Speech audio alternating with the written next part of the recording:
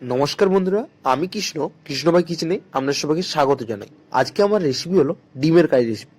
বাড়িতেই কিভাবে হোটেলের মতো করে এই ডিমের কারি রেসিপি বানাতে পারবেন সেটা আপনার সামনে তুলে ধরবো। এর জন্য আমি এখানে নিয়েছি 5টি ডিম। এরপর এই কড়াইয়ের মধ্যে কিছুটা জল দিয়ে ডিমগুলো সেদ্ধ হতে দিয়ে দেবো।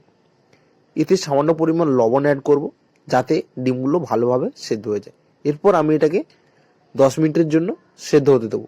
দেখুন ভালোভাবে সেদ্ধ হয়ে গেছে।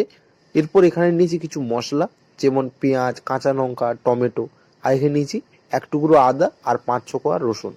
আর এখানে নিয়েছি কিছু গরম মশলা, যেমন দারচিনি, এলাচ, লবঙ্গ, কিছু জিরে আর একটা শুকনো লঙ্কা। এরপর এগুলো একটা শুকনো কড়াইয়ের মাধ্যমে এগুলা ভালোভাবে ভেজে নেব। দেখুন এগুলো ভাজা হয়ে গেছে। আর এদিকে ডিমগুলোতে ভালোভাবে খোসা ছাড়িয়ে নিয়েছি।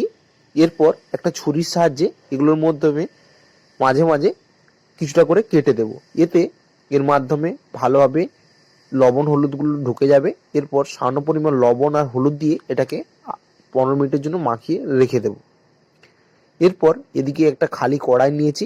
কড়াইয়ের মাধ্যমে এই ডিমগুলোকে খানিকটা সরিষার তেল দিয়ে ভালোভাবে ভেজে নিতে হবে।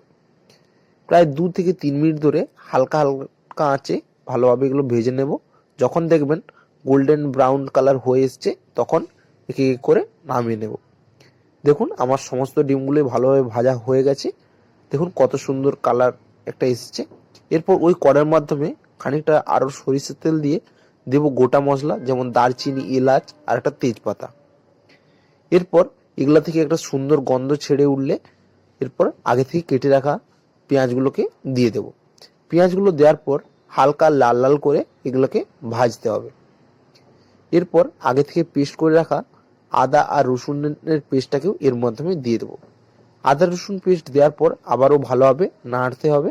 এরপর একে একে গুঁড়ো মশলাগুলোকেও দিয়ে দেবো, যেমন হলুদ গুঁড়ো, লঙ্কা গুঁড়ো, খানিকটা ধনে গুঁড়ো আর সামান্য পরিমাণ লবণ দিয়ে খানিকটা মশলা বাটার জলও আমি অ্যাড করব, যাতে নিচে মশলাটা লেগে না যায়। এরপর কেটে রাখা টমেটোগুলো দিয়ে দেব। টমেটো দেওয়ার পর ভালোভাবে মশলাটাকে কষাতে হবে। প্রায় 2 থেকে 3 মিনিট ধরে ভালোভাবে কষাতে হবে। দেখুন মশলাটা ধীরে ধীরে গাঢ় হতে চালু হয়েছে আর উপরে তেলটা ভেসে উঠছে। এই অবস্থাতে এর মধ্যে আমি পানীয় জল অ্যাড করব।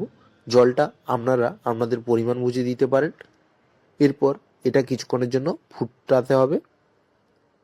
এর মধ্যে আগে থেকে ভেজে রাখা ডিমগুলোকে দিয়ে দেব। এরপর আমি এটাকে কিছুক্ষণের জন্য ঢাকা রেখে দেব। দেখুন আমি কিছুক্ষণের জন্য এটা ঢাকিয়ে রেখেছিলাম। এরপর আগে থেকে ভেজে রাখা গরম মশলাটাকে উপর থেকে আমি ছড়িয়ে দেব। সবশেষে উপর থেকে ছড়িয়ে দেব কিছু কাঁচা লঙ্কা। এরপর একটা চামচের সাহায্যে এটাকে ভালোভাবে মিশিয়ে নেব। এরপর আপনারা এটা গরম গরম ভাতের সাথে পরিবেশন করতে পারেন। এভাবেই আপনারা ডিমের কারির রেসিপি বাড়িতে খুবই সহজেই বানিয়ে নিতে পারবেন। আমার এই আজকের ভিডিওটা আপনাদের কেমন লেগেছে অবশ্যই তা কমেন্টের মাধ্যমে জানাবেন। ভালো লেগে থাকলে অবশ্যই বন্ধুদের সাথে শেয়ার করবেন। আর চ্যানেলে নতুন এসে থাকলে চ্যানেলটিকে সাবস্ক্রাইব করে রাখার অনুরোধ রইল। দেখা হচ্ছে আবারও একটা নতুন রেসিপি নিয়ে। ততক্ষণের জন্য ভালো থাকবেন, সুস্থ থাকবেন।